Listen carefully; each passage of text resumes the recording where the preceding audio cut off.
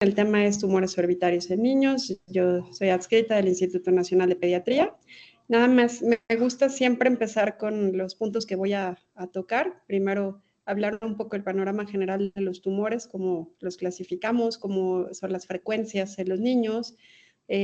Algo que me encanta también es, y eso Dani no me dejará mentir, que en el instituto, y todos los que han rotado, porque ya han pasado muchos por acá, en el instituto pues llega lo raro de lo raro, ¿no? Entonces las presentaciones más raras son donde tenemos que poner mucha atención. Hay cosas muy evidentes, pero lo raro es donde tenemos que elevar nuestro índice de sospecha para que no se nos pasen cosas importantes. También les voy a dar uno que otro tip para las imágenes, que es también un tema que me gusta muchísimo, y hablarles de algunas particularidades de los tumores más frecuentes. No me puedo meter en todos porque son muchos, pero bueno, este cuadrito en general me gusta porque nos permite ver por grupo de edad, y es que pues la infancia es una etapa que no es nada lineal, es una etapa donde podemos tener distintos brotes de crecimiento y a la vez pues hay diferentes incidencias de enfermedades en general. Entonces, en esta tablita, pues nos muestran cómo en los pacientitos que son bebés, lo más frecuente que podemos encontrar como enfermedad orbitaria, estoy hablando de enfermedad en general, pues son las neoplasias. Y de hecho, si se fijan prácticamente en todos los grupos de edad, las neoplasias son las que predominan. Y bueno, cuando ya llegamos a la adolescencia, algo que viene a competirle un poquito más es la orbitopatía tiroidea, pero aún así tampoco es tan frecuente. Entonces, una de las primeras preguntas que me hago cuando trato de elaborar una clase es, bueno, vamos a hablar de frecuencias, entonces, ¿cuál es el tumor más frecuente? ¿No? Esa es una pregunta muy, muy básica, pero resulta que te metes en el mar de la literatura y todos los artículos te dicen algo diferente. Y me doy cuenta que es un poco porque cada autor considera o tiene una definición diferente de qué es un tumor. Entonces, por eso les pongo aquí como la pregunta, primero que nada, ¿qué es un tumor? ¿No? Para mí, un tumor es cualquier tejido que ocupa espacio en donde no debería de estar, ¿ok? De ahí que puedan haber benignos, malignos, pero, por ejemplo, una malformación vascular. Algunas personas no las consideran un tumor propiamente porque no es una proliferación celular, sino solamente una masa que ocupa espacio, y esto pues es lo que tiene sentido, y de pronto pues nos puede confundir o nos puede cambiar las frecuencias según lo que hablamos.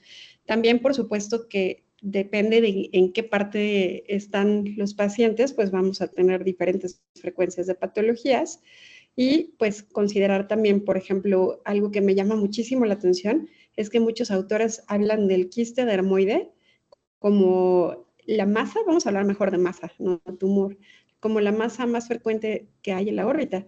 Y eso, bueno, en mi realidad, en el INP, esto no es para nada cierto. Los quistes dermoides intraorbitarios son sumamente raros. A lo mejor dentro de las enfermedades quísticas sí es el más frecuente, pero es muy raro encontrar un quiste dermoide en general en la población pediátrica. Entonces, rascando muy bien a la literatura, veo que algunos autores no disciernen entre tumores palpebrales y tumores orbitarios, solamente hablan de perioculares y orbitarios de la misma manera. Entonces, cuando vean esto, probablemente se están más bien refiriendo a un tumor periocular, cuando dicen que el quiste dermoide es lo más frecuente. Y bueno, lo que sí es que ya se puede tomar como algo universal, y independientemente de donde lo leamos, perdón, es que las lesiones benignas son mucho más frecuentes que las malignas, afortunadamente, ¿ok? Y dentro de las lesiones malignas, algo que también es compatible con toda la literatura, es que el rhabdomyosarcoma es el más frecuente. Entonces les puse este cuadrito de un artículo muy completo publicado en China, o publicado por autores chinos, y ellos mencionan justo esto, ¿no? Que dentro de la cavidad orbitaria, porque aquí te lo dividen en párpado, superficie ocular, intraocular y total, pues la cavidad orbitaria, los benignos fueron los más frecuentes, los malignos bastante infrecuentes, afortunadamente, afectando un poco más a a mujeres, y siendo más frecuentemente una enfermedad unilateral. Ahora bien, ¿Qué es lo que dice nuestro instituto? Porque finalmente somos un centro de referencia nacional y pues al ser un centro de concentración podríamos hablar un poquito de reflejar la realidad de lo que es nuestro país. Entonces, por eso me di a la tarea de medir o de contar cuántos pacientes con tumores orbitarios nos han llegado desde el 2016 al 2024. Y hasta ese momento nos habían llegado 122 pacientes con masas en la órbita. Y entonces, ya contando cuántos benignos, cuántos malignos, me resultó igual que en la literatura universal, y benignos son los más frecuentes. Afortunadamente, de esos 122, 72 fueron benignos, 37 malignos, y yo hago un espacio muy particular para otros tumores que no podemos necesariamente poderlos clasificar en benignos o malignos. Hay tumores que tienen un comportamiento variable y que pues se ponen como un grupo intermedio, ¿ok? Dentro de los benignos, lo más frecuente son las malformaciones vasculares. Y en segundo lugar, la enfermedad inflamatoria de la órbita. Como pueden ver, ninguna de estas en realidad es una neoplasia, sino que es una malformación que ocupa espacio y la otra es la llegada de una serie de células inflamatorias a la órbita y su depósito de forma que arman una especie de tumor o de una masa, pero no es una célula que proliferó y generó una bolita, ¿ok? Eso es importante para poder discernir luego la morfología de un tumor y otro, nos puede orientar a qué puede ser, ¿ok? Según esta premisa que les doy. Dentro de los malignos, tuve 15 malignos primarios de la órbita, es decir, empezó todo en la órbita y los más frecuentes efectivamente son los rhabdomyosarcomas. Pero también tenemos, de hecho, un montón de tumores que son secundarios en la órbita, que más bien vienen de fuera, generalmente se extienden de los senos paranasales o del cráneo y se meten a la órbita o metastásicos, siendo la órbita un sitio a distancia, y en este caso pues fueron más que los primarios. ¿Cuál es el secundario más frecuente que tenemos en nuestro instituto? Desafortunadamente el retinoblastoma. Y esto es una situación que un poquito más adelante voy a precisar el por qué llega a ser hasta un poco indignante que esto suceda. Y luego el rhabdomyosarcoma de senos paranasales, ¿ok? Los de comportamiento variable, el más frecuente, la histiocitosis. La histiocitosis es una enfermedad que ya se considera neoplásica, pero por muchos años no se sabía exactamente qué era. Se pensaba que era una especie de inflamación, proliferación monoclonal, y después ya se clasificó como cáncer, pero es un cáncer que tiene un tratamiento, sí, efectivamente con quimioterapia, pero que tiene un pronóstico mejor que cualquier otro tipo de tumor maligno y es un poquito más predecible. Entonces, por eso lo pongo como un comportamiento variable. También los teratomas, solamente ha llegado un teratoma dentro de este grupo de años, pero han habido más en el instituto, solo que son muy raros. Y los teratomas, algunos son benignos y algunos son malignos, entonces no los puedo meter ni dentro de un grupo ni dentro de otro. Y los hemangioendoteliomas son tumores de comportamiento intermedio, ni son buenos ni son malos, entonces nos quedamos un poco igual. Bueno, ¿cuáles entonces ya a nivel general, si todos estos grupos los juntamos en uno, tumores o masas orbitarias en niños, lo más frecuente que vamos a encontrar son malformaciones vasculares, después enfermedad inflamatoria de la órbita y después casi en el mismo lugar el rhabdomyosarcoma junto con el retinoblastoma orbitario. Aquí hago la precisión, no estoy hablando de retinoblastoma intraocular, estoy hablando de una extensión, una ruptura de la esclera que permite la salida del tumor hacia la órbita.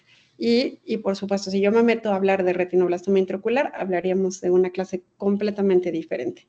¿Ok? Y bueno, algo bien importante, ¿cómo nos vamos a orientar al diagnóstico? Para esto, conocer los 5 espacios básicos de la órbita es muy importante.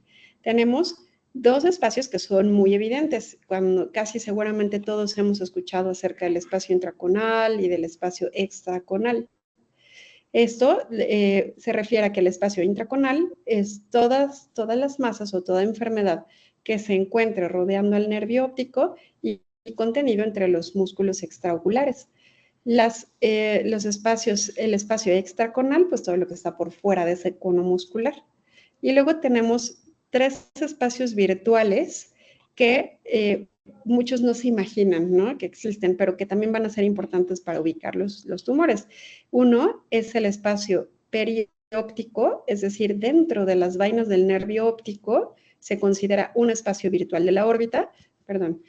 Tenemos el espacio subperióstico, que este creo que también puede ser un poquito más conocido para todos, y el espacio intratenoniano, es decir, pues todo lo que rodea, ese tejido conectivo que está rodeando a el globo ocular, también es capaz de albergar patologías y esto nos va orientando a qué puede ser, ¿ok?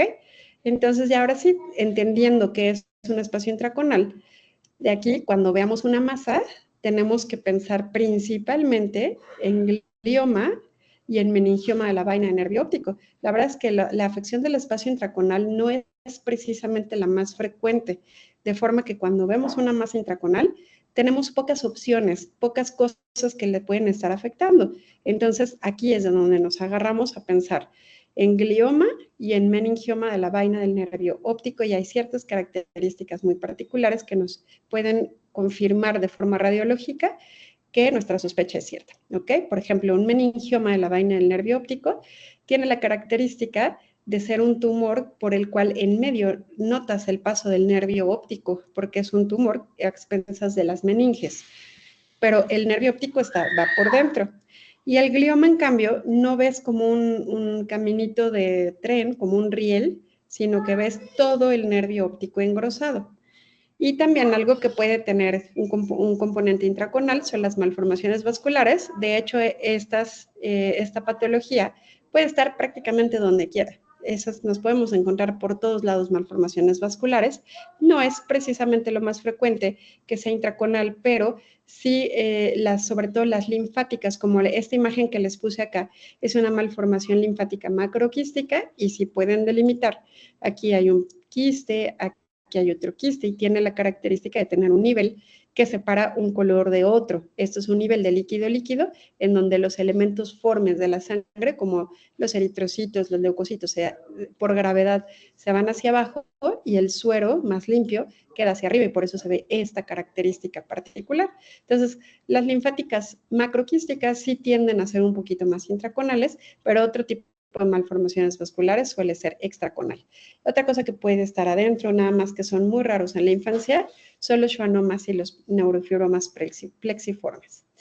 Y de los extraconales, aquí sí ya tenemos un montón para escoger, o sea, se vuelve un poquito más un reto poder discernir a través de una imagen cuál es un tumor extraconal o de qué puede tratarse. O sea, sí lo localizo, pero de ahí voy a tener un montón de cosas que pensar. Entre esos, lo primero que siempre tenemos que pensar, hasta no demostrar lo contrario, es que se trate de un rhabdomiosarcoma. También tenemos un grupo importante, como casi pisándole los talones al rhabdo, de linfomas y leucemias que afectan a la órbita, pero tienen una morfología diferente, y aquí es a lo que iba con lo que les mencionaba hace un ratito.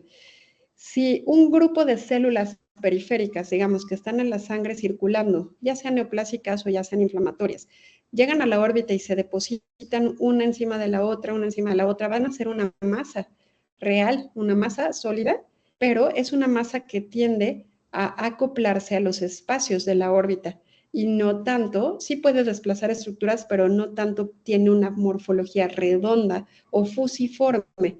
Entonces, cuando vemos una masa redonda o ovoidea o fusiforme, debemos pensar primero en un rhabdomiosarcoma, y cuando vemos masas que se van como acoplando a las paredes y acumulando, pensemos más bien en un linfoma o en una leucemia o en una enfermedad inflamatoria de la órbita, que dicho sea de paso, linfomas, leucemias y enfermedad inflamatoria de la órbita son altamente parecidas, y es dificilísimo discernirlo a través de una imagen si es benigno o maligno, pero las dos son muy, muy parecidas.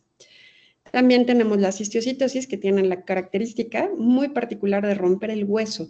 Entonces, nosotros seguramente siempre hemos pensado, ¡ay, tiene el hueso roto de la órbita! Rhabdomiosarcoma como primera opción.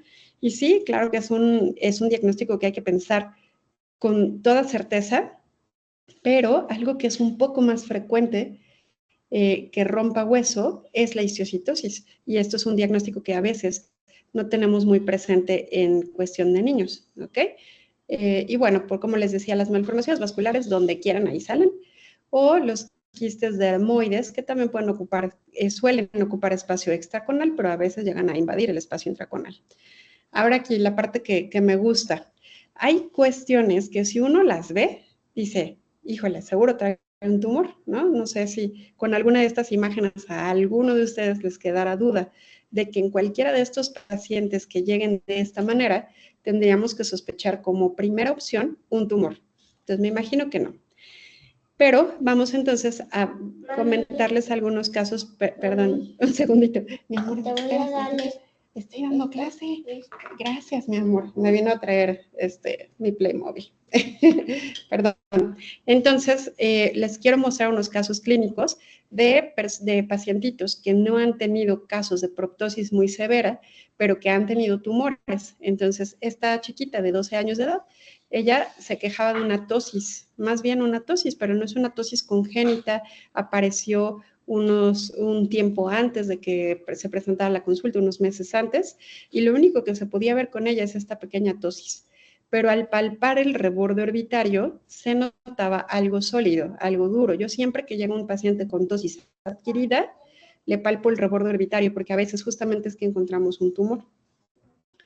Y bueno, se le hace una tomografía y efectivamente, aunque no es muy buena esta imagen, aquí en la órbita derecha pueden ver que está normal, aquí parte del ojito, la parte superior del ojo, parte del recto superior, pero de este lado vemos algo que nos está impidiendo ver el recto superior y le tuvimos que hacer una biopsia. Siempre hay que hacer una biopsia a la medida de lo posible, en la que nos reportaron que tenía una enfermedad inflamatoria de la órbita, para lo cual se trató con esteroide, con inmunosupresor, pero sucedió que un par de años después la paciente vino con mucho dolor en su ojito y este dolor veíamos que era expensas de una infiltración corneal y en esta foto no se ve mucho, pero se veía el ojo bastante rojo en esta zona y pues algo que nos enseña aquí la doctora Barón, que es corneóloga del hospital, que seguramente muchos de ustedes la vieron, es que cuando veamos este tipo de infiltrados perilímbicos, pensemos en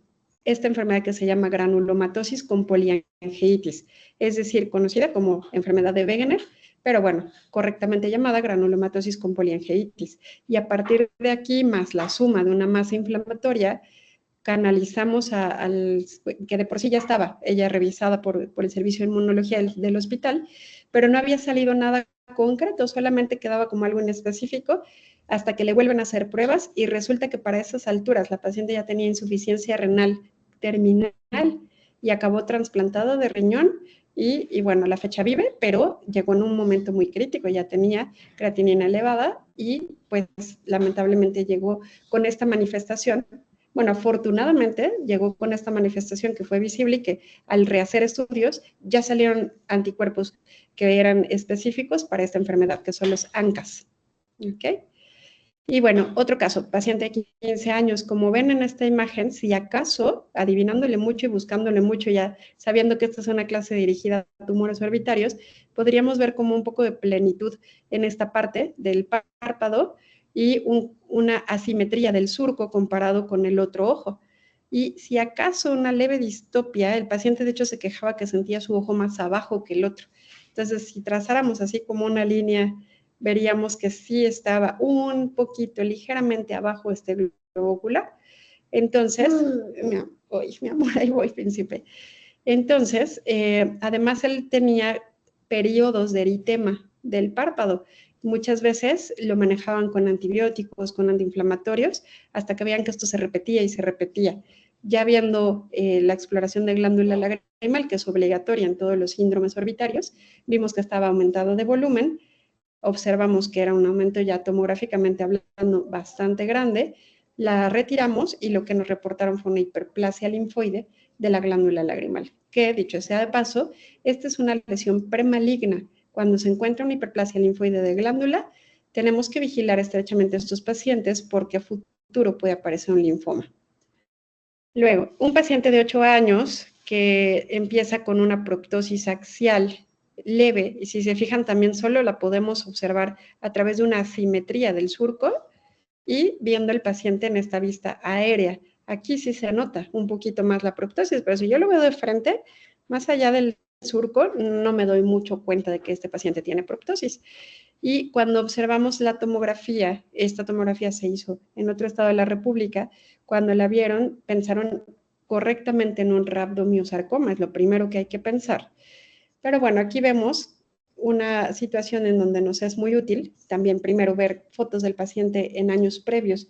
Y si nos fijamos muy bien, este ojito ya estaba un poquito asimétrico con respecto al otro.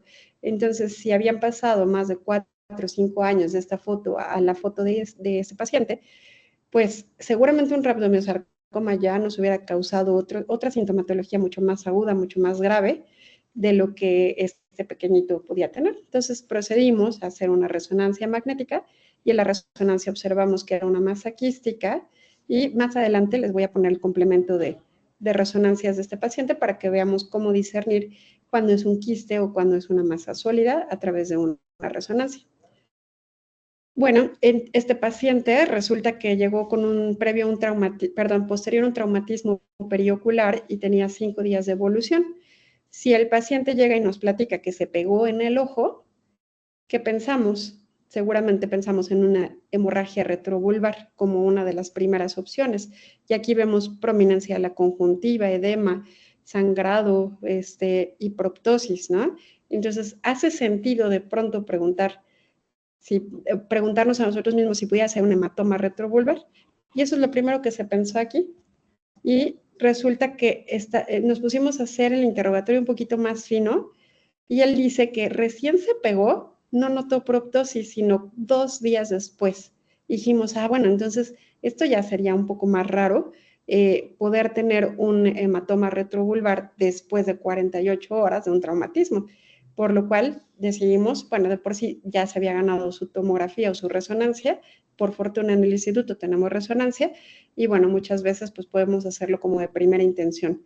Y lo que observamos es una serie de quistes que ocupan el espacio intraconal y además vemos si se llegan a fijar un poquito y como un poco de remodelación de la órbita en esta zona y la remodelación generalmente nos habla de procesos crónicos. Digo generalmente, pero no es una regla absoluta. Hay veces que rhabdomyosarcomas nos remodelan pronto porque los niños tienen huesos muy maleables. Entonces, entre más pequeñitos están, más probabilidad que con poco tiempo sus huesos lleguen a deformarse, pero en niños más grandecitos ya es más difícil.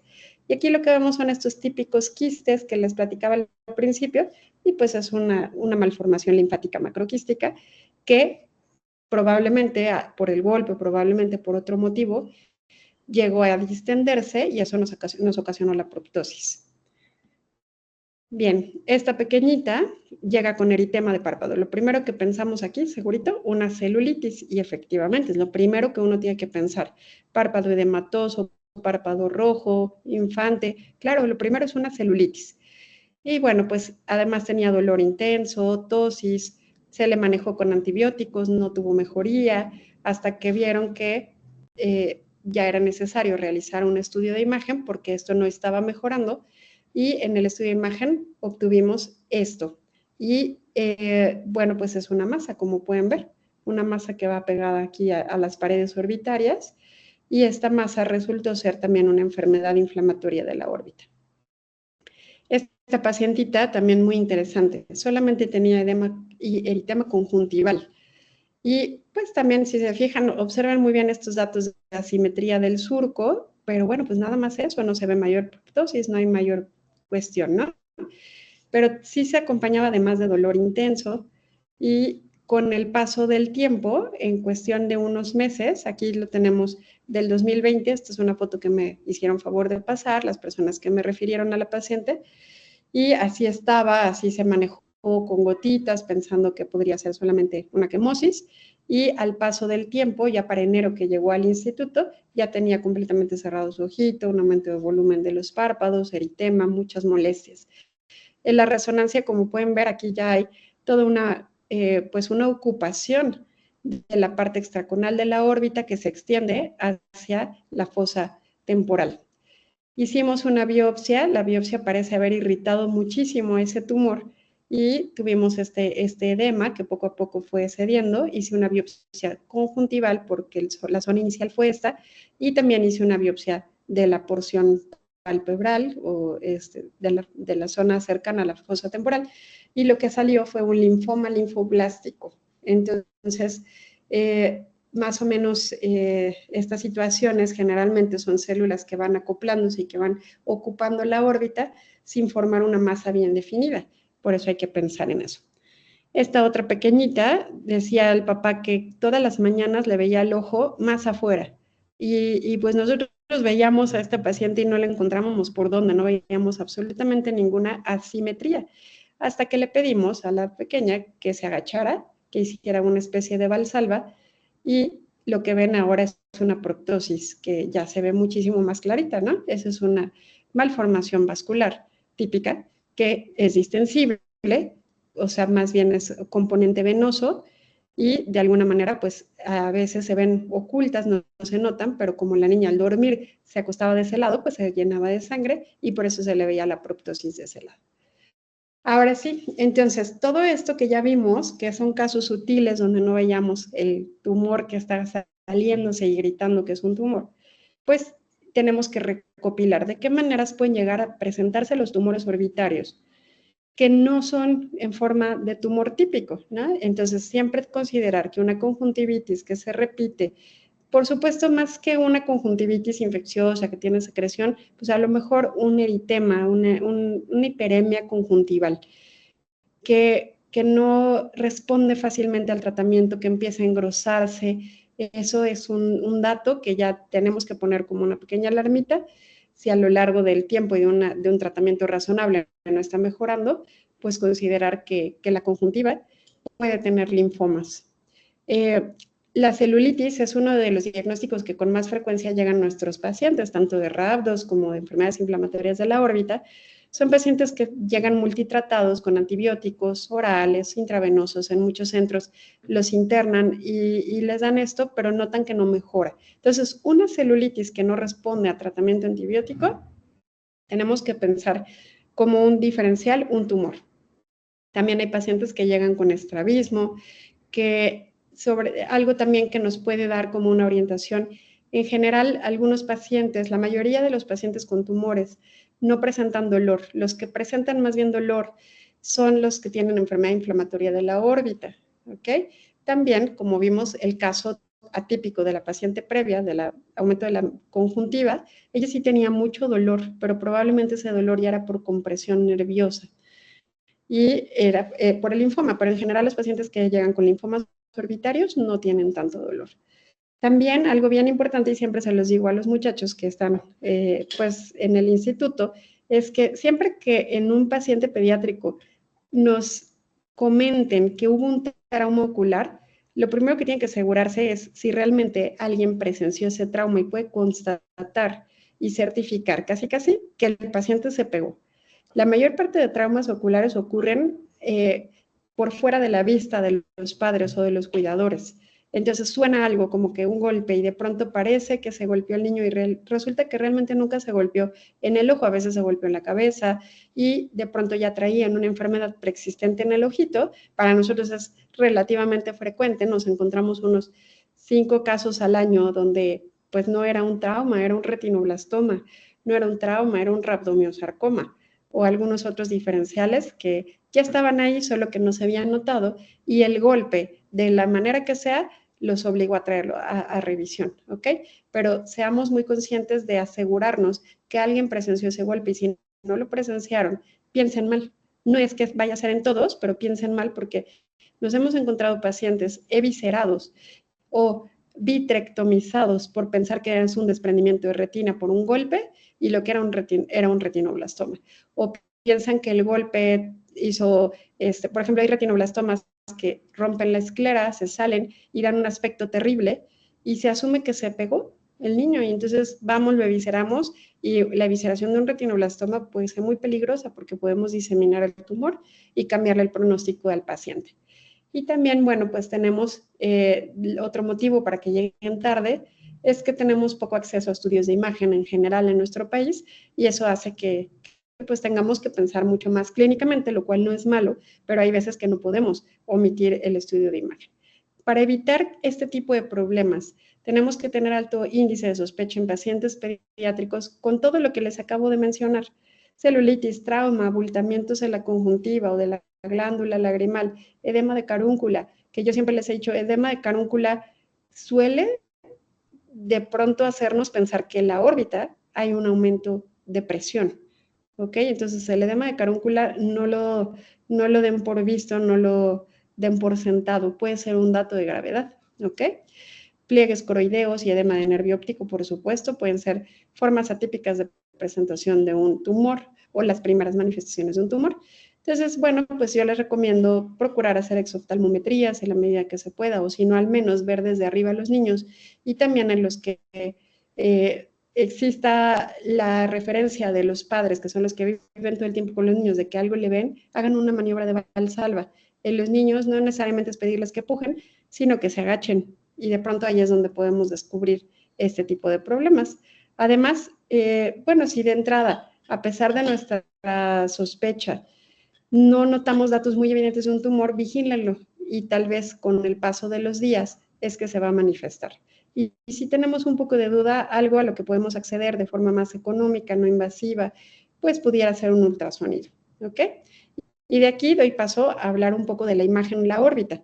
Primero que nada, yo no voy a decir qué es mejor, porque todos los métodos, ultrasonido, resonancia, tomografía, son bastante útiles. Cada uno aporta algo particular que nos puede servir para llegar a un diagnóstico. Claro que no podemos de pronto hacer de todo. Cuando se puede, qué bueno, pero no siempre se puede hacer de todo por los gastos o por no tener acceso a esto. Pero todos se complementan y a todos se les puede sacar provecho. Ninguno anula a los demás, pero sí hay que priorizar, porque si no tengo resonancia, pero tengo ultrasonido, claro que puede ser un ultrasonido, me puede dar una orientación. Y es algo bien importante también, si tenemos acceso particularmente a tomografía y resonancia, recordar que quienes hacen esas tomografías y resonancias son radiólogos, no son oftalmólogos y no son adivinos tampoco. Entonces es muy importante aportarles la información necesaria para que ellos puedan emitir un protocolo correcto, porque, por ejemplo, una tomografía de cráneo no es buena para ver la órbita, puede darnos una idea de la órbita, pero no es una proyección adecuada. Y si desde el principio no aclaramos que lo que necesitamos es una tomografía de órbita, estamos dejando probablemente al paciente hacer un gasto que después no va a ser lo más útil ese estudio, ¿ok? Entonces aprendamos a pedirlo. Ventajas del ultrasonido bueno, ¿qué consideraciones con esto? El ultrasonido es un método de tamizaje, pero tiene una pequeña desventaja y es que no llega hasta atrás de la órbita. El ultrasonido tiene una penetración de 1 o 2 centímetros más atrás del ojito, pero no llega al vértice. Entonces, si estamos sospechando una lesión de vértice, no es el mejor método, ¿de acuerdo? Pero bueno, si tenemos una situación que puede ser de órbita anterior, sí que nos puede dar muchísima información, como si es algo quístico, algo sólido, cuál es la reflectividad, y ya por reflectividad ya nos pueden orientar hacia ciertos tipos de tumores. Yo tengo una paciente de mi medicina privada que al hacerle un ultrasonido, la tomografía me salía un tumor y se veía un poco quístico. Le pedí el ultrasonido y el ultrasonido con una buena ecografista me dijo, esto no es quístico, esto tiene una reflectividad de un rhabdomiosarcoma y efectivamente fue un rhabdomiosarcoma. Entonces sí que la tomografía es maravillosa, pero cuando tienes dudas, alguien que sepa hacer bien las cosas en su área te puede dar muchísima más orientación, ¿ok? También tenemos algo muy útil que es el ecodoppler para evaluar la vasculatura, sobre todo cuando sospechamos una lesión vascular, si es de un flujo alto, bajo, sin flujo, todo esto nos ayuda muchísimo. Aquí les puse este ejemplo de un paciente con una masita muy pequeña aquí en la parte superior del tercio medial del párpado izquierdo, y en el ecodoppler se observaba una vascularidad particular de esa masa, pero que además con Valsalva al ponerse a llorar el bebé se súper rellenaba. Entonces, pues con toda esta información vimos que era una malformación venosa. La tomografía. Bueno, la tomografía es maravillosa, realmente maravillosa. Es un estudio que se puede hacer rápidamente, no es tan caro y nos da un panorama magnífico sobre la enfermedad orbitaria. Pero recordar siempre que los niños están en una etapa vulnerable de su vida, están en crecimiento y la radiación les pega más que a un adulto. Entonces sí tenemos que saber un poco qué recurso vamos a utilizar según cada paciente, porque uno de los órganos más radiosensibles que existen son el cerebro y el cristalino. Y si bien yo nunca he visto una catarata provocada por una tomografía, el cerebro no sabríamos qué tanto pudiera llegarse a dañar. También hay que darle su justo valor a las cosas. Tampoco es mucha radiación con una tomografía, pero sí quisiera hablarles un poco de que hay dos tipos de efectos de los rayos X en las personas. Uno son los efectos estocásticos y otros son los efectos determinísticos. Y sí, suenan muy elegantes las palabras, pero para que seamos muy claros, los efectos determinísticos son los que son por dosis dependientes, es decir, entre más dosis de radiación, pues más daño voy a hacer, como por ejemplo cuando radiamos un tumor para su tratamiento, se puede quemar la piel o puede salir catarata o una retinopatía por radiación, porque es mucha radiación. Son los efectos determinísticos. Estos no van a ocurrir con una tomografía convencional y mucho menos con una helicoidal que es más moderna y que reduce la mitad la radiación. Entonces, y todavía hay una más que es la tomografía espiral multi-slice y es menos radiación, cada vez hay menos radiación, cada vez es más seguro. Hacer una tomografía es maravilloso, pero bueno, tenemos que saber qué tipo de tomógrafo tenemos en el hospital y considerar al paciente. Por los efectos estocásticos. Los estocásticos son diferentes a los por acumulación, ¿ok? Los determinísticos es por acumulación, por mucha dosis, daño. Pero los estocásticos son aquellos que son al azar. Es decir, yo te radio, pero tú tenías una vulnerabilidad genética a la radiación que yo no conocía y por lo tanto tienes un efecto dado por poca radiación que no nos esperábamos. Entonces, pues tomar en cuenta que existen estos dos, conocerlos, ser juiciosos con lo que pedimos, porque también es muy fácil de pronto pedir, sí, claro, sácame una tomografía de cráneo y de órbitas, y además simple y contrastada. Y lo que no estamos sabiendo es que si hago de cráneo es un número determinado de radiación, y si le agregan de cortes de órbita que son más finos y en una angulación diferente a la de cráneo, pues nos están metiendo otra dosis de radiación y además esa dosis se duplica cuando le metemos el medio de contraste.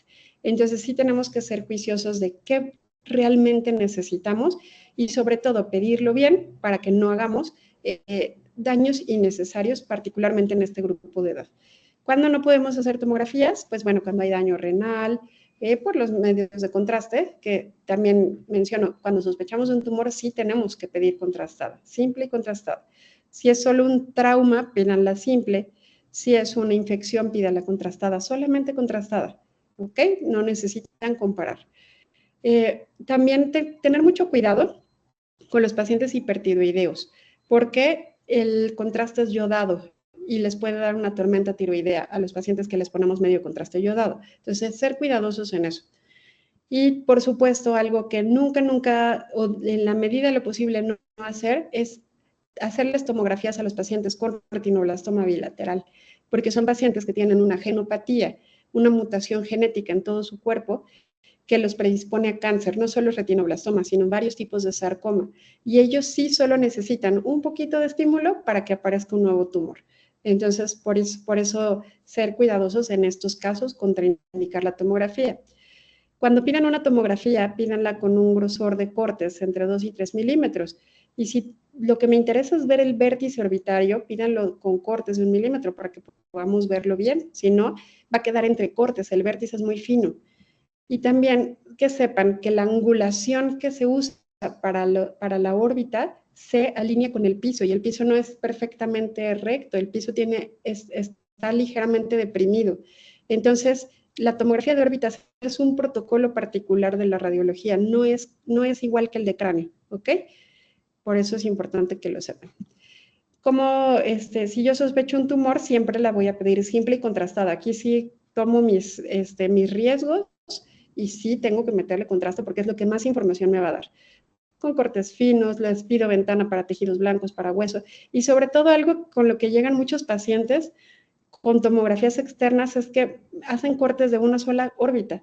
De pronto, en la impresión o como mandan, viene solamente la imagen de una órbita y luego imágenes de otra órbita. Y esto está fatal porque yo necesito comparar mis dos órbitas, las necesito en posición real y no cortada, órbita derecha y otra hoja viene la órbita izquierda. Para que no les hagan eso, pidan las comparativas, ¿ok? Ventajas, bueno, pues que se adquiere muy rápidamente, si acaso tienen que sedar a los niños en algunos casos que no son cooperadores, pero es una sedación de 1 minuto o menos, ¿no? También, si se llega a mover un paciente, no hace tanto artefacto como una resonancia. Además, es económica y nos da una orientación muy buena para buscar hacer una cirugía. Entonces, por ejemplo, este paciente que traía una proptosis era expensa de un engrosamiento del ala mayor del esfenoides.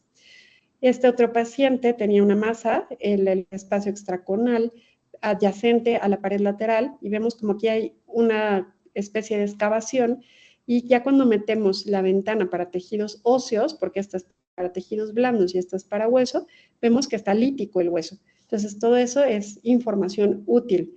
Aquí vemos que están ocupados los senos paranasales y esto ha invadido la órbita de forma secundaria, hay fractura de la órbita y también vemos cómo hay pacientes que tienen malformaciones de las paredes orbitarias, como en los casos de neurofibromatosis, donde hay disgenesia del ala mayor de los esfenoides, pero también pueden presentarse con proptosis. Ahora bien, la resonancia, pues yo sí definitivamente lo considero el mejor método para estudiar un tumor orbitario, porque nos va a dar una definición de tejidos blandos muy buena, voy a poder discernir entre grasa, músculo, glándula, venas, arterias, es muy útil la resonancia, pero bueno, pues tiene sus desventajas. Primero que nada, que es muy cara, ¿no? Segundo, que tenemos que dormir al paciente. También ser cuidadosos con los neonatos, porque los neonatitos tienen riesgo de hipotermia en estos sitios donde hay que conservar el aparato en medios fríos. Entonces yo ya tuve un paciente que al tener una masa muy grande en la órbita y una masa congénita, se le hizo una resonancia y hizo lesiones cerebrales por frío. Entonces después traía una parálisis del sexto y pues fue un caso muy desafortunado. Claro, debería haber un protocolo de cuidado a los bebés, pero sí tenemos que ser muy, muy cuidadosos en qué estamos pidiendo y en quién. Bueno, no radia, que eso pues también le da seguridad a los pacientes pediátricos. ¿Cómo la voy a solicitar? También de órbitas, por favor, aunque suene muy obvio, se los pongo así porque es muy frecuente que nos lleguen con resonancias de cráneo o de macizo facial, pero lo que necesitamos es de órbitas porque el protocolo de angulación es diferente y nos permite ver mejor la de órbitas. También es importante que sea simple y contrastada. Agreguen que tenga supresión grasa para que podamos discernir las masas. La grasa es un elemento que siempre brilla mucho en todos los tipos de resonancia. Y si yo no la suprimo, a veces es muy difícil discernir. Por ejemplo, esta imagen de abajo viene con la grasa saturada, es decir, la grasa brilla como debe de ser. Y puedo ver el contraste del nervio óptico, me sirve, pero de pronto aquí no me es tan claro lo que está pasando en esta órbita donde hay estos quistes. Entonces, por eso es bueno pedir que haya supresión grasa, que sean cortes finos y algunas secuencias que, bueno, esto es algo opcional, pero que cuando uno va aprendiendo un poquito más de esta situación, llega a ser muy útil que aclaremos que nos es útil un fiesta, que es un tipo de proyección, un STIR, un FAST o una difusión de agua, ¿ok? Pero bueno, esto tal vez no sea tan estrictamente necesario, pero son cuestiones útiles. Y justo aquí estaba, ay, perdónenme, la imagen de este quiste dermoide que les platiqué en un inicio. Cuando vemos una resonancia ponderada en T1, que es donde vemos los líquidos generalmente negros, a excepción de T2 FLAIR, pero en la mayor parte de T1 vemos líquido negro, se puede ver cómo esta masa está ocupando el espacio, pero de pronto no queda muy claro si es un músculo, ¿no? Que pudiera ser una miositis o aumento del grosor del vientre muscular. Entonces, la sigo viendo comparado con otras secuencias, como el T2, donde los líquidos son totalmente al contrario, son muy brillantes. Entonces, empiezo a sospechar que el contenido que hay probablemente sea algo un poco líquido, ¿ok? Y luego metemos una secuencia que parece muy pixeleada, pero que se llama difusión. La difusión es algo donde nos realza los tejidos que tienen ciertas características sin necesidad de medio de contraste. Solamente va a brillar los tejidos que sean densamente celulares o la grasa, o la queratina que puede contener un quiste dermoide o un absceso, pus. Estos tres elementos son los que brillan en difusión. Si se fijan, este es el globo ocular, bueno, se nota un poquito, pero no es muy prominente. Casi con mucho trabajo pudiera ver como que los músculos extraoculares, pero no es muy claro. El cerebro siempre brilla mucho porque el cerebro es densamente celular, pero en la órbita no hay nada que sea densamente celular, a menos de que exista una masa. Y eso es porque hay restricción del paso del agua en esos tejidos y esta secuencia se enfoca en resaltar tejidos que tienen poco paso de agua entre sí, entre sus células. Entonces yo aquí ya me sospecho que se trata de probablemente una masa sólida o algo, un quiste dermoide, porque la queratina también me brilla mucho. ¿Qué hago para terminar de salir de dudas? Le meto contraste y el medio de contraste ya me hace saber que está hueco y que esto, pues probablemente es queratina, que no va a brillar en la resonancia, y yo ya llego a la conclusión de que esto no es una miositis, esto es un quiste dermoide. ¿Okay? Además hay una remodelación importante de la pared lateral de la órbita, como pueden ver aquí. Y bueno, también algo útil, por ejemplo, es para discernir los tumores que vienen relacionados con el nervio óptico. En esta imagen les puse un glioma. Aquí está un nervio óptico como se debe ver normal, y aquí pueden ver un nervio óptico aumentado de volumen. No podemos ver ningún otro puntito oscurito como pasa en el nervio óptico normal, sino que vemos una gran bola en el sitio donde debería estar el nervio. Y acá les muestro esta secuencia por difusión, pero ustedes pueden ver cómo sí hay una hiperintensidad de la masa, lo que me tiene que hacer sospechar muchas células que no dejan pasar agua o queratina, pero como es muy intraconal, no sé si puede ser un quiste dermoide, pero además veo un halo color más oscuro y probablemente el nervio óptico pasa por aquí, entonces debo de pensar en un meningioma, porque tenemos al centro un nervio óptico y alrededor una vaina que está neoplásica que lo está rodeando, ¿ok? Esta nena pues tuvo un meningioma y también nos ayuda a ver qué tan lejos llega. Este meningioma, perdón, sí, este es un glioma. Este glioma se extiende hasta el quiasma prácticamente, ¿ok? Aquí les muestro la resonancia de esta paciente que tuvo un linfoma conjuntival y que luego progresó a esto. Fíjense cómo realza el medio de contraste de ciertas partes de forma muy heterogénea y la difusión nos hace brillar un montón la masa. Entonces, masa densamente celular. Aquí tenemos una malformación vascular intraconal. Se ve brillante, podría ser sospechosa de otra cosa, pero al meterle la difusión no se ve, solamente se ven las órbitas aquí oscuritas. Entonces, si no se ve, es porque no es densamente celular.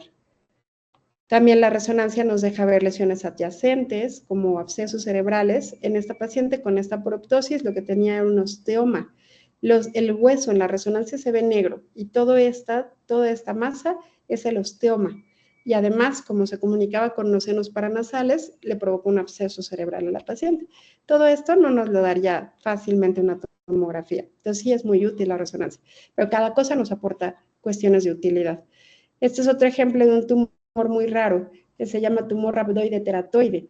Y este tumor es mortal, es un tumor de muy mal pronóstico, pero parecía una malformación vascular porque tenía un realce aquí en el centro muy particular, ¿ok? Entonces nos deja ver esa vascularidad y sobre todo es ideal para dar seguimiento. Este paciente tuvo un rhabdomiosarcoma parameningio que invadió la órbita, se le dio su quimio, su radio y miren cómo está. Algunos tienen muy buen resultado. Entonces, ¿cómo tú puedes tomar ciertos elementos para medio pensar si es algo benigno o maligno? Pues en realidad no hay fórmula mágica, pero bueno, nos vamos orientando con ciertos rasgos. Esto no nos debe retrasar la biopsia, no hay que pensar, ay, se ve bueno, se ve malo, entonces no voy a hacer lo que tengo que hacer. Sí hay que hacer una biopsia y bueno, pues todo tiene su excepción, pero la biopsia tiene que ser en la mayor parte de los casos. ¿Qué me orienta a ser benigno? La remodelación de hueso, que evolucione lentamente, que tenga bordes definidos y que sea intraconal. Pudiera ser más probable que sea algo benigno. O maligno, si tenemos lisis de hueso, si está evolucionando rápidamente, si sus bordes son mal definidos o tiende a estar afuera del cono. Claro, esto último es muy variable, ¿eh? También yo he encontrado el tumor previo que les mostré, ese rhabdoide teratoide, era intraconal y el paciente falleció. Así de malo fue, ¿ok? También pensar que una proptosis explosiva que ocurre de un momento a otro pudiera ser dada por una malformación vascular o porque se rompe un dermoide o porque se rompe la esclera en un retinoblastoma. Eso nos da proptosis explosiva. Y también tenemos las proptosis dolorosas que nos tienen que hacer pensar un poco más hacia una enfermedad inflamatoria de la órbita. Ahora sí, ya para llegar cerca del final de la clase, me gustaría hablarles de 5 patologías, que son las más frecuentes que vemos. Un poquito ahondando en las anomalías vasculares, un tema que me apasiona muchísimo. Me gusta mucho que entendamos que no todo, en todo lo vascular, no todo es hemangioma. Hemangioma es un término que ya queda confinado a una enfermedad muy particular, que es un tumor verdadero, benigno, de capilares. Pero tenemos por un lado los tumores vasculares que realmente tienen proliferación del endotelio y pueden aparecer en cualquier momento de la vida, pero por otro lado tenemos las malformaciones vasculares, que no son lo mismo que un tumor, porque no hay proliferación endotelial, el endotelio está plano o prolifera muy poquito, y todo se trata de una red de conexiones anormales y mal formadas entre venas, arterias, linfáticos, capilares, todos los vasos que quieran. Entonces, estas malformaciones suelen estar presentes desde el nacimiento y tener poco crecimiento. A veces lo que pasa es que se llenan de sangre y eso produce el aparente aumento de volumen. Pero, bueno, no aparente, es un aumento de volumen real, pero no es porque haya crecido el tumor, sino porque se distendió como un globito de agua. ¿Ok? Aquí les dejo la clasificación de la Sociedad Internacional para el Estudio de Anomalías Vasculares para que vean que realmente está clasificado en tumores vasculares y en malformaciones vasculares, las cuales pueden venir, como les decía, de capilares linfáticos, venas, arterias o conexiones entre arterias y venas. Puede combinarse todas, y también lo podemos clasificar según el flujo, si fluye rápidamente la sangre, lentamente o no hay flujo. Y los tumores vasculares, el hemangioma verdadero se encuentra dentro de esta casilla en tumores vasculares benignos. Aquí les muestro unas imágenes. ¿Cómo vemos una malformación vascular? Algunos autores las han clasificado de forma morfológica, pero la realidad es que hay muchas morfologías. Pero bueno, para darnos un poquito de idea, aquí tenemos esta bolita de canales vasculares que se interconectan entre sí y que no están bien formados. O podemos tener una red más fina de vasos o podemos tener quistes o dilataciones vasculares muy importantes y ser algo cavitario, ¿ok? ¿Cómo tratamos una malformación vascular? Generalmente tenemos que hacer un equipo multidisciplinario, valorar si esto tiene una conexión importante con la circulación general y de dónde viene esa vena que está mal formada. Y con eso podríamos hacer venografías o arteriografías que nos puedan orientar cuál es su vena nutricia o su vaso nutricio y si el intervencionista es capaz de embolizarlo para que se cierre, siempre y cuando no genere problemas más graves. Recordar que la órbita está adyacente al cerebro y muchos vasos son compartidos. Ahora tenemos algunas cavitarias o algunos, sobre todo, cuestiones linfáticas que no tienen tanto flujo de sangre y que lo que podemos hacer es inyectarles bleomicina. Es decir, meto una agujita a través perdón, acá, meto la agujita, aspiro el contenido hemático y cuando yo termino de aspirarlo, la misma cantidad de tejido de sangre que aspiré es de bleomicina que yo introduzco. Y la bleomicina, el propósito que tiene es inflamar las paredes internas del quiste para que se colapse y se adhieran entre sí y no esté haciéndose un globito, aunque no las podemos quitar tan fácilmente porque están muy mal definidas. Esto nos puede ayudar a controlarlas, ¿ok? Por supuesto, si tenemos un hemangioma verdadero, a estos pacientitos se les puede dar propranolol porque el propranolol tiene un efecto sobre la proliferación endotelial. A algunos pacientes que no son operables de malformaciones vasculares les administramos sirolimus con resultados muy variables o casos de malignidad, pues ya les damos quimio y radio. Este es el caso de un hemangioma capilar al que se le dio propranolol y en cuestión de unos meses o pocos años la paciente está como si nada.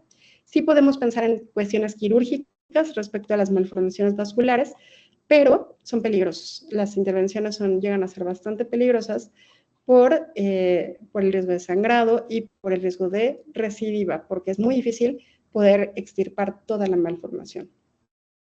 Este pacientito es el que les conté que llegó como un presunto trauma, o sí se pegó, pero no sangró hasta después de 2 días, y más bien era una malformación linfática, así la vi en la tomografía, así se ve en la resonancia, sus quistes, su liquidito arriba, y después de una intervención a través del radiólogo intervencionista, esto también lo puede hacer el orbitólogo, A mí me gusta en el INP hacer equipo y el intervencionista le inyectó bleomicina a través de los párpados, guiado por ultrasonido. Se inflamó mucho la órbita, así pasa, la bleomicina va a inflamar y después de unos días de pasar la inflamación, el paciente está realmente bien. Y así a la fecha ha estado perfectamente bien, ya son muchos años. Este otro pacientito tiene esta lesión orbitaria como multilobulada. Cuando le hacen esta reconstrucción maravillosa de la tomografía, se ve cómo hay una malformación venosa. Estas sí tenemos que hacer una arteriografía y a través de la venografía embolizar a través de una persona experta en esto, y con la embolización el paciente siguió con un poquito de exotropia, pero muchísimo menor que en el caso inicial. El ojito está mucho más arriba, el párpado está más abierto y ha tenido una excelente evolución también. La enfermedad inflamatoria de la órbita es una inflamación crónica que está localizada o difusa, pero realmente hace masas. Antes les llamaban pseudotumores. No es que esté mal decirle pseudotumor, pero en realidad es un tumor verdadero, solamente que es un tumor benigno y es un tumor que no proviene de una proliferación clonal de una célula, sino del acúmulo de células inflamatorias en un sitio. Va a tener predominio por la órbita temporal superior y va a tener 4 formas de presentarse. Uno, con inflamación de glándula, que se llama la cladenitis, pero la crónica, la aguda, no es considerada enfermedad inflamatoria de la órbita. Podemos tener en forma de miositis o tener una masa infiltrando la grasa o tener un edema de la vaina del nervio óptico.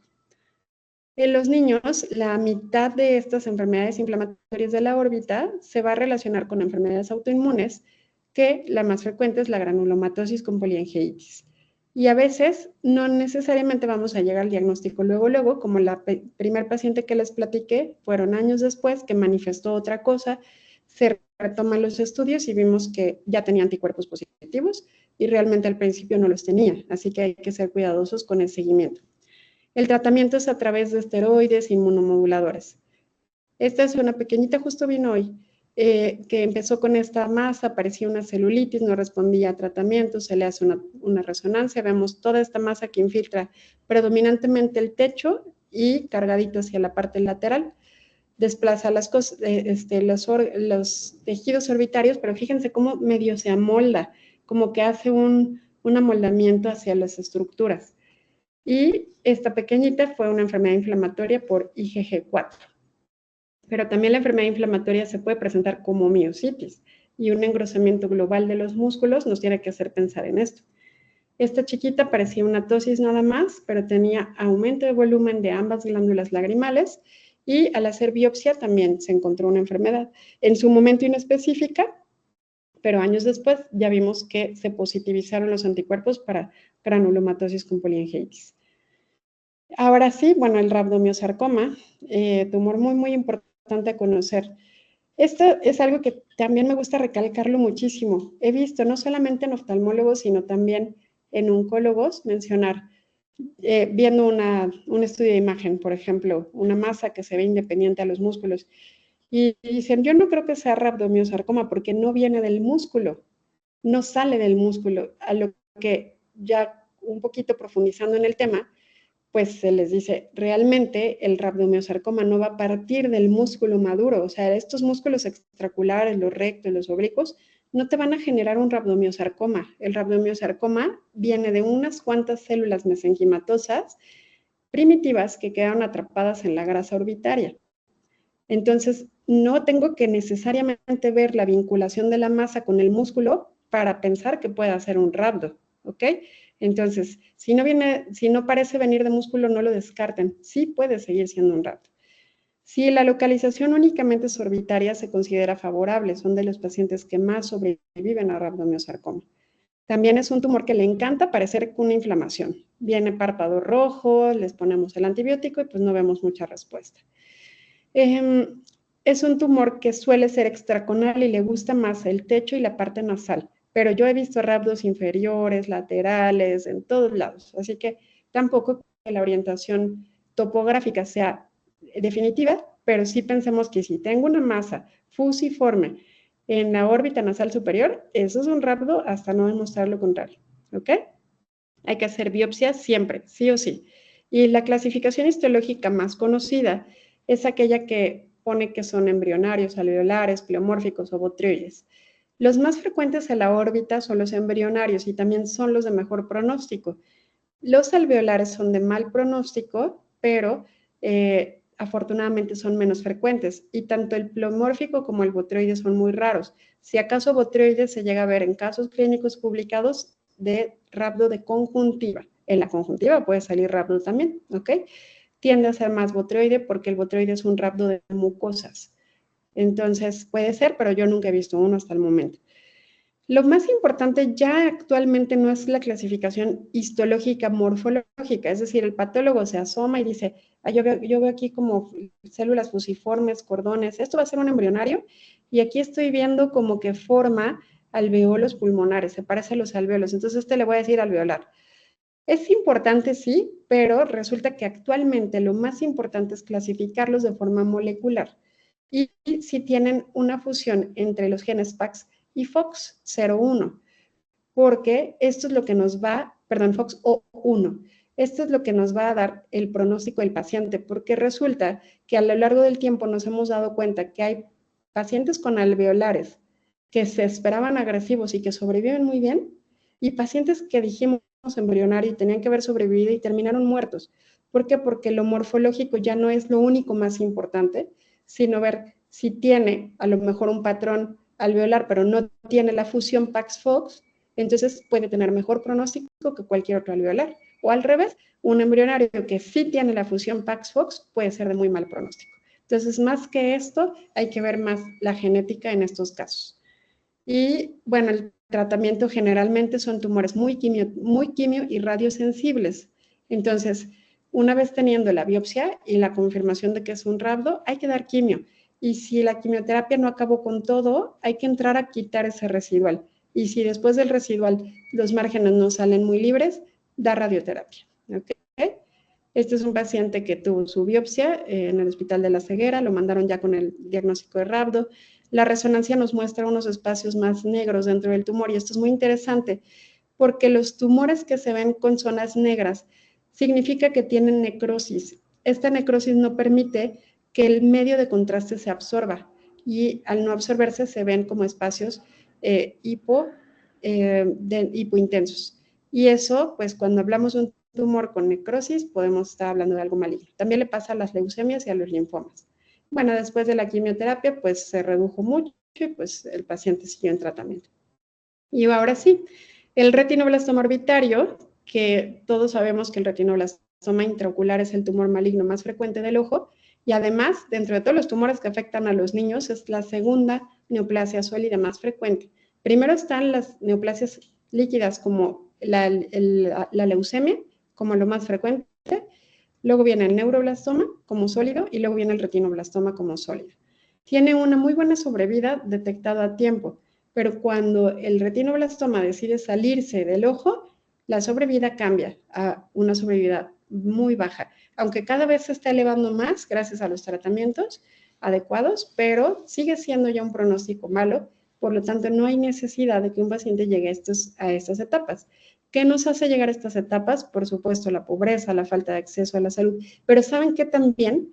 También la ignorancia, incluso del mismo oftalmólogo, que a veces desestima o considera que esta leucocoria pudiera tratarse una catarata y pues no se atiende como debe de ser, ¿ok?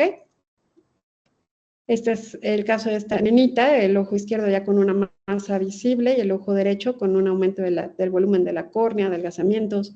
Y vean la resonancia como está, son globos oculares muy grandes que están ocupados y hay ciertos espacios en la esclera por donde prolapsa la masa. Este es un orbitario, pero de este lado solamente es un tumor intraocular ya muy avanzado, etapa 5, porque ya está con glaucoma. Obviamente esta pacientita tuvo que ser enucleada bilateral y dado quimioterapia, radioterapia a todas las intensidades y bueno, pues sobrevivió algunos años. A la fecha ya no la he vuelto a ver, entonces pues quién sabe qué ha pasado con esta pequeña. Y por último, la histiocytosis. La histiocytosis es un tema súper interesante. Le encanta también presentarse como celulitis. Es muy confundida con celulitis.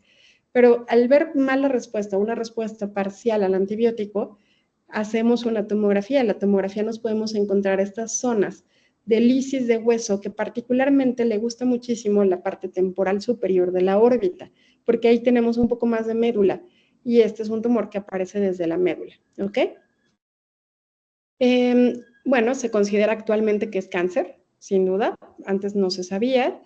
Puede afectar varios sistemas en un mismo paciente. El más frecuente es el hueso, pero también afecta las mucosas, la piel, el hígado, el vaso, puede afectar muchísimas partes del cuerpo. Es una enfermedad sistémica, ¿ok? Y lo que más le gusta hacer es romper el hueso. Tiene predilección por este cuadrante, ya les había mencionado, y simula celulitis. Y además en estos casos es indispensable hacer un PET para rastrear si existe más afección en otras partes del cuerpo. El tratamiento es con prednisona y vinblastina, o sea, es quimioterapia, pero las dosis generalmente no son tan altas como en otros casos de cáncer. Los pacientes ni siquiera pierden el cabello y esto hace que el tratamiento sea mucho más benigno y por eso yo lo meto dentro de los tumores intermedios y tienen una alta tasa de curación. Es raro que un paciente muera con histiocytosis. Hay quienes mueren, pero bueno, es muy raro. Esta es otra forma de histiocytosis que tiene una tríada muy característica, que es la enfermedad de Hans-Schüller-Christian. Esta nena se presenta con proptosis, de hecho es una proptosis bilateral, aunque parezca más del lado izquierdo, y al hacerle la tomografía se ven como el hueso interrumpido por todos lados, como si tuviera pues huecos por todos lados, en la órbita, en el cráneo, en la bóveda craneal, y engrosamientos. Esta chiquita, al hacerle biopsia, se corrobora que se trata de una histiocytosis. Ni siquiera fue una biopsia de órbita, fue una biopsia de unas lesiones pigmentadas que tenía en la piel cabelluda. Se confirma histiocytosis y además tiene todas las características radiológicas de tener histiocytosis y estos pacientes hacen diabetes insípida porque les afecta también la glándula hipófisis. Es una triada, proptosis, lesiones líticas de cráneo y diabetes insípida. ¿Ok?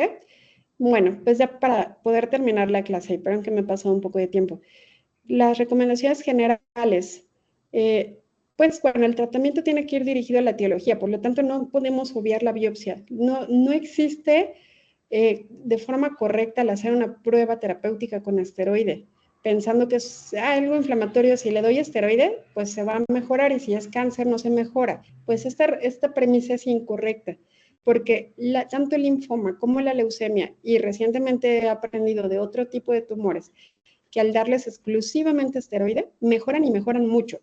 Entonces, estamos retrasando el diagnóstico, por eso es muy importante, ante todo, procurar hacer la biopsia, ¿ok? ¿A quiénes puedo de pronto no hacerle una biopsia? Por ejemplo, una malformación vascular.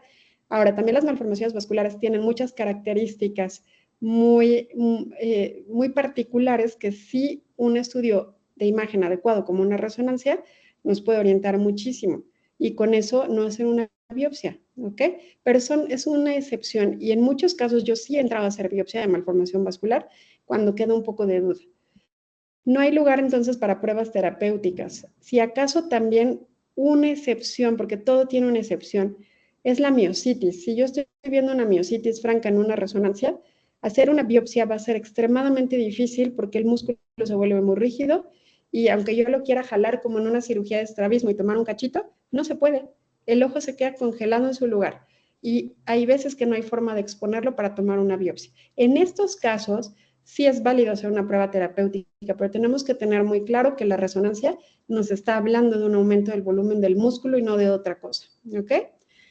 Les decía, los linfomas responden súper bien a esteroides, así que podemos perder tiempo en eso. Y se parecen o son idénticas a las enfermedades inflamatorias de la órbita. Hay que hacer un buen equipo de especialidades. Un tumor no se maneja solo por el oftalmólogo, es un equipo. Y darles vigilancia estrecha. Y listo, pues ya para concluir, como lesión más frecuente que vemos nosotros en el instituto son las malformaciones vasculares. Tristemente, el retinoblastoma orbitario sigue formando parte de las estadísticas de tumores orbitarios. No tiene que ser porque el retinoblastoma es una enfermedad intraocular. Algo nos está fallando y es la detección oportuna. El retinoblastoma orbitario, cada vez que llega un paciente en México con uno de estos, pienso que estamos en África y esto tiene que ir cambiando. Es importantísimo hacer una solicitud correcta de estudios porque esto va a impactar positivamente en llegar a un diagnóstico más rápido para el paciente y hacer menor gasto. Porque si yo tengo que estar repitiendo porque la tomografía la hicieron de cráneo, pues entonces ya gasto para la tomografía y luego va a gastar para la resonancia o para una nueva tomografía si no puede pagar una resonancia. ¿Ok? Y recordar que hay pacientes que tienen tumores y que no se presentan como un tumor, como la celulitis, que no responden adecuadamente, como, permítanme tantito, ay, perdón, me salí, ¿verdad? ¿O sí se ve en mi pantalla? Sí se Sí ve, se ve ¿verdad? su pantalla ahorita. Ya que sí.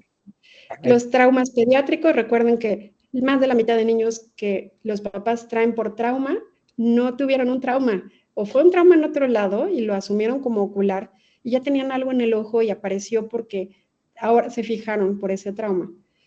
O perdón, o ese trauma justamente es el que va a desenmascarar una enfermedad subyacente. Y también, pues no, los abultamientos conjuntivales no son comunes en los niños, hay que estar pendientes de ellos, ¿de acuerdo? Pues muy bien, chicos. ¿Alguna duda?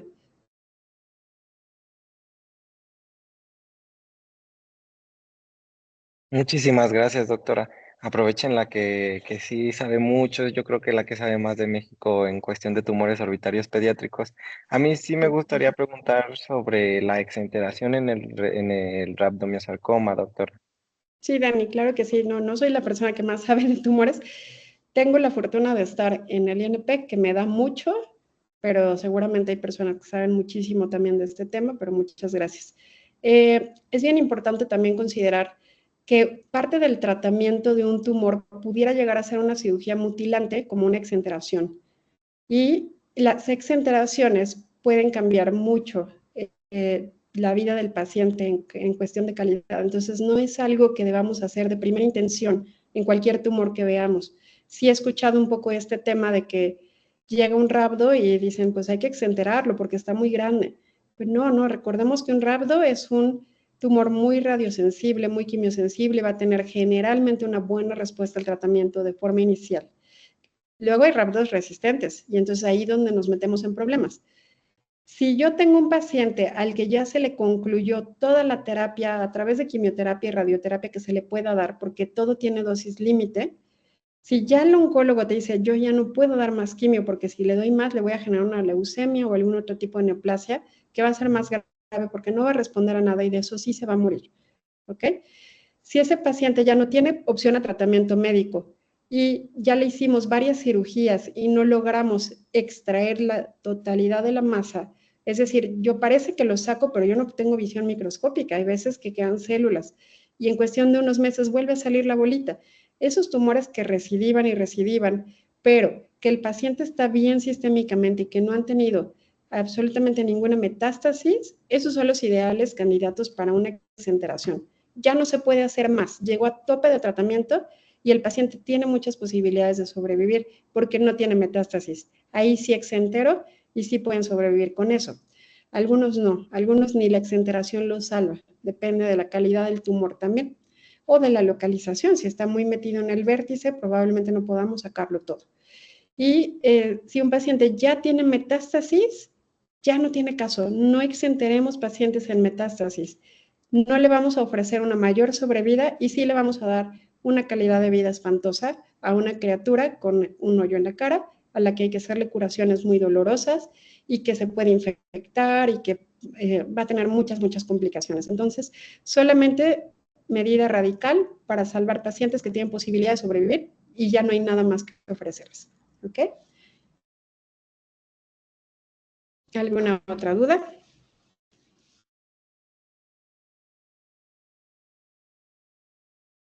¿Todo bien? Están más dormidos que despiertos, ya sé. No, no, no, doctora. Yo Bueno, más que duda, pues agradecerle por su tiempo, doctora. La verdad es que muy clara toda la clase, bastante complejo tantos temas, gracias. este, pero lo hizo bastante comprensible, doctora. Muchas gracias.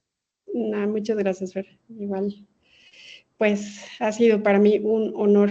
Creo que por ahí había una pregunta en el chat. No sé si Sí, hay dos preguntas. ¿Quiere que Fer. se las dicte, doctora? Una Sí, por favor, es de que ellas no veo dice, ni me veo ni nada. Una de las preguntas es por Ana Yancy, doctora. Dice, ¿qué tan frecuentes son las recaídas en rhabdomyosarcoma y cómo es Ujú. su seguimiento posterior a recibir tratamiento? A lo mejor lo de la exenteración pudo ayudar en eso, pero mencionaba de la pregunta, yo creo que las recaídas en el rhabdomyosarcoma. Muy buena pregunta y es algo que sí vemos con frecuencia.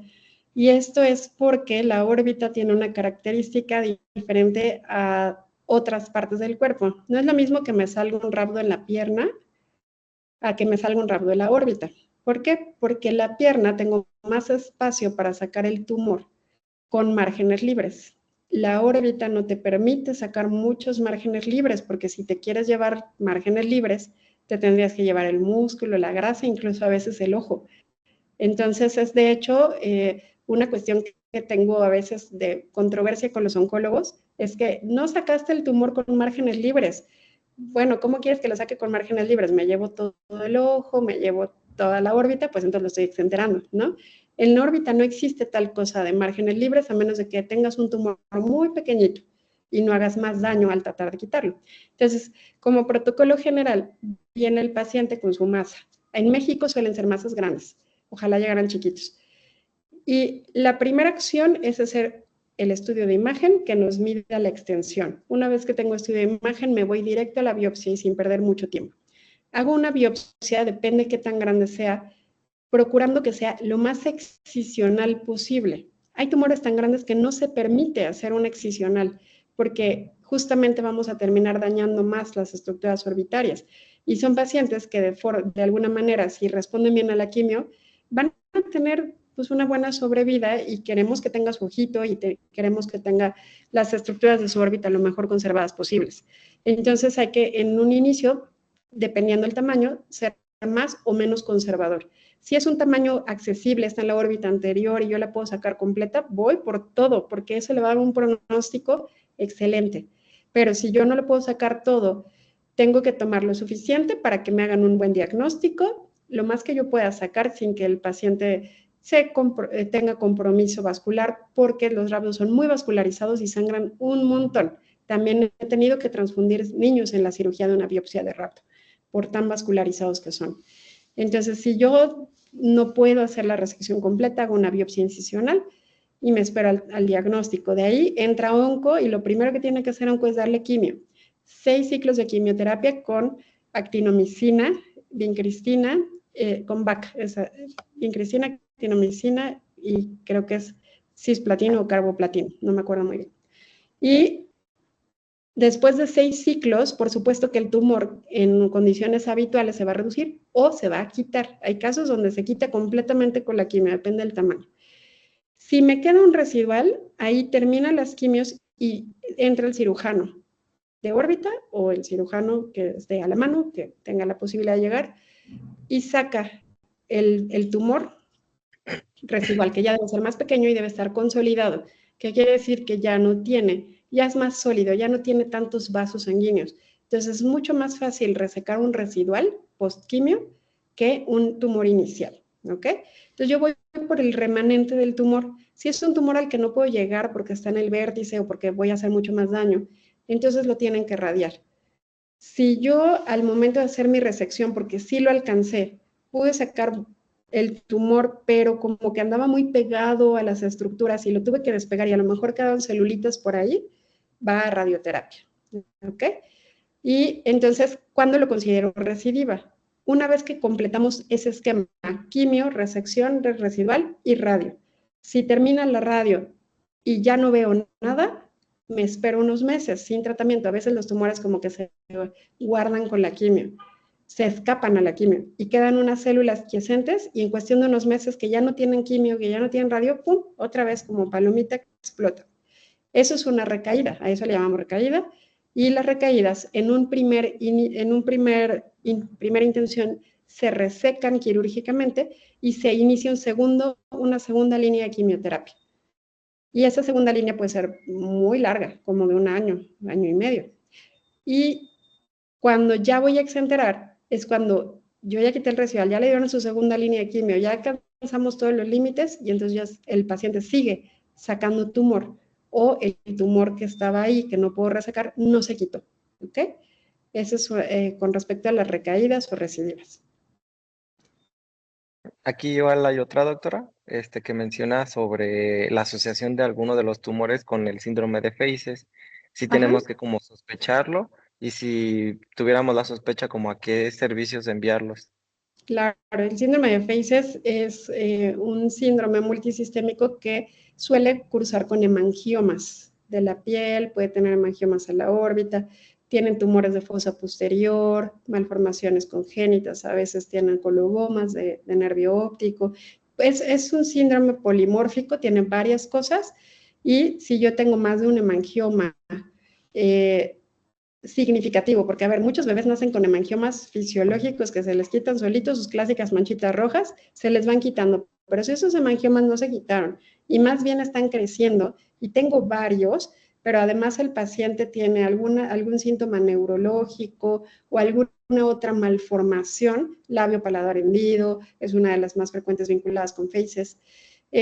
Malformaciones, pues sin duda, muchos hemangiomas se va a derma y derma es como el más capacitado para decir, esto se ve sindrómico, se va a genética, pero si tú ya lo sospechas porque además te llegó con un colobomita por ahí, o tú le ves el labio y paladar hendido y hemangiomas, tienes que mandarlo al genetista a que termine de buscarle todas las características del Feises y pues ya mandar a tratamiento por cada servicio.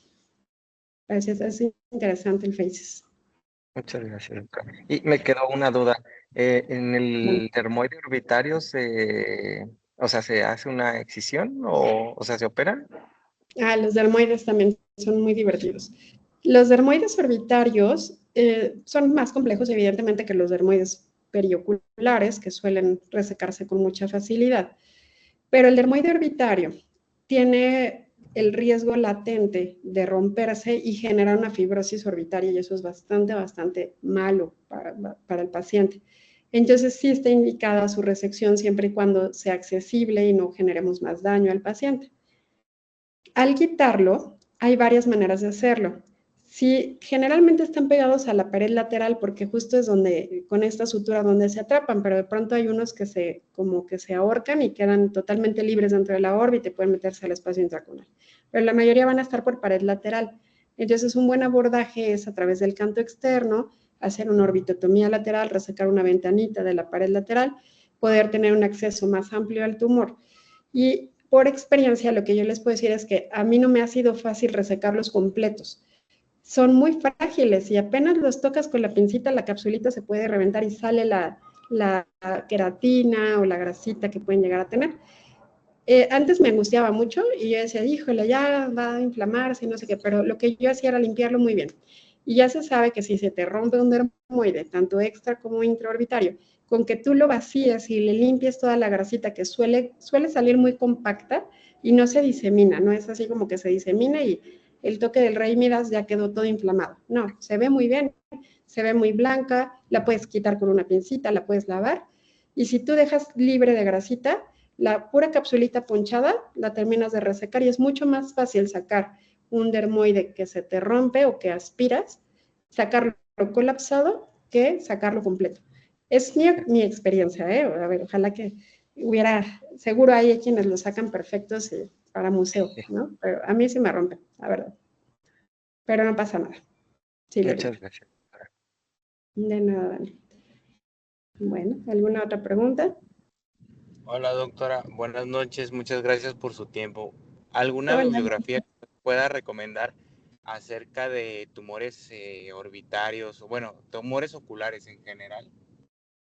Bueno, generalmente así como que los que son por excelencia los más tumorólogos más famosos, pues son los Shields, tienen muchos artículos y tienen un libro de tumores.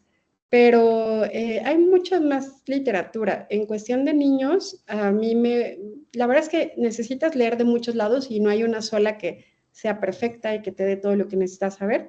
Pero a mí el libro de órbita pediátrica del doctor Katowice es mi favorito y te da una muy buena base para empezar.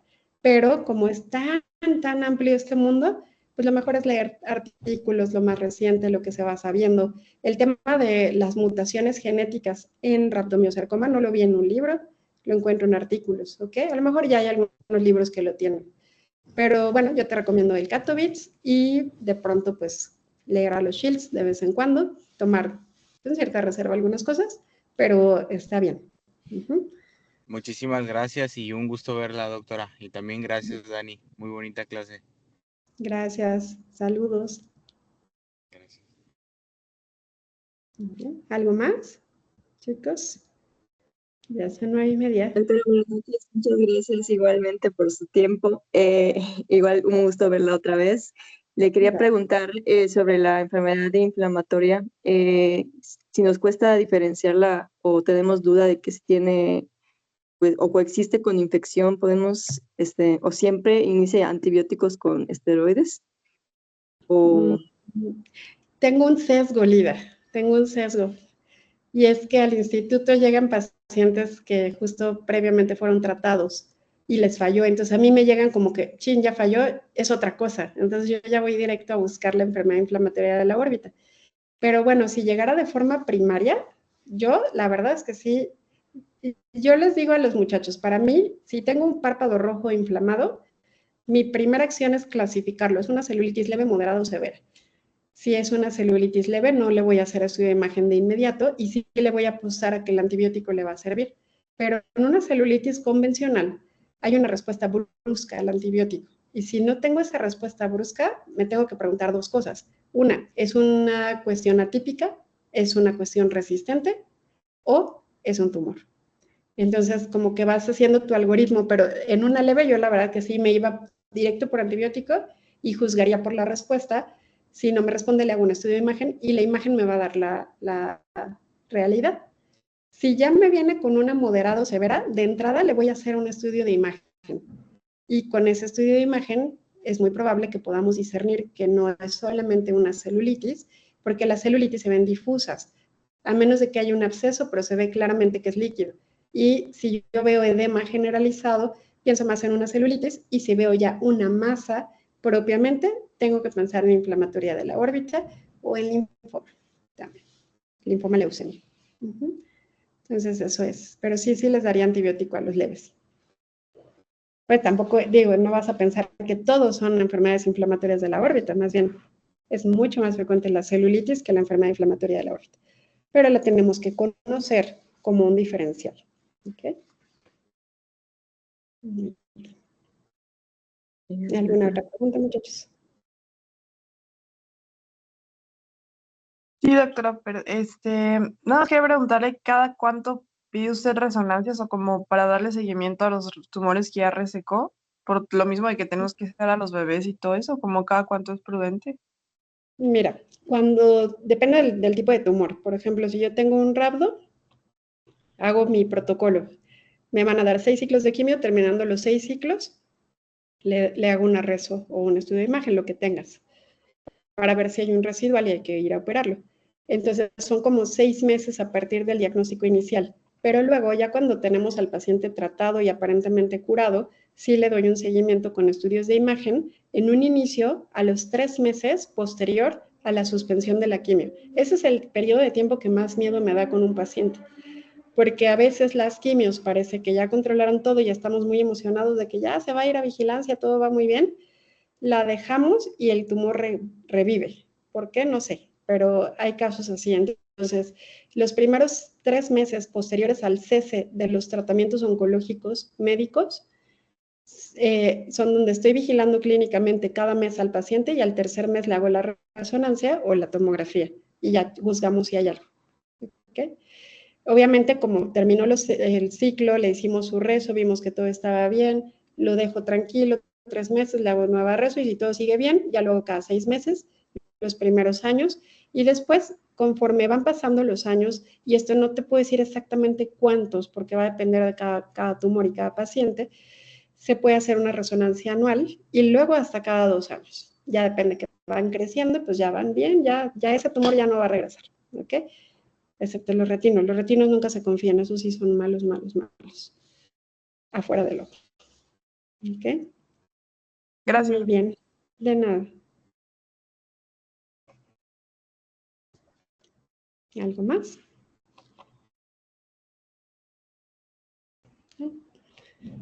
Pues creo que ya, Dani, creo que ya son todas las preguntas. ¿Cómo ves? Creo que sí, doctora. Muchísimas gracias nuevamente. Yo creo que hablo por todos, por su tiempo, por su valioso conocimiento y Gracias. pues no queda más que agradecerle nuevamente. No, muchas gracias a ustedes por invitarme. Para mí es un verdadero honor hacer esto. Realmente me gusta mucho y tal vez me apasiona un poco de más y me meto muy clavado, a lo mejor me voy un poco más arriba, pero espero que al menos lo básico se les quede bien, bien clavado, que no se me hagan muchas bolas con tantas cosas, pero de todo corazón lo que necesiten, cualquier duda que tengan, pues Dani les puede dar mi teléfono, muchos de ustedes ya también lo tienen. Y ahí estamos, lo que necesiten. Estaré siempre muy feliz de confundirme con ustedes o de ayudarles a resolver algo, ¿verdad? Muchas gracias, doctora. Buenas noches a todos. Buenas noches, que descansen. Gracias, Dani. A usted, doctora. Gracias.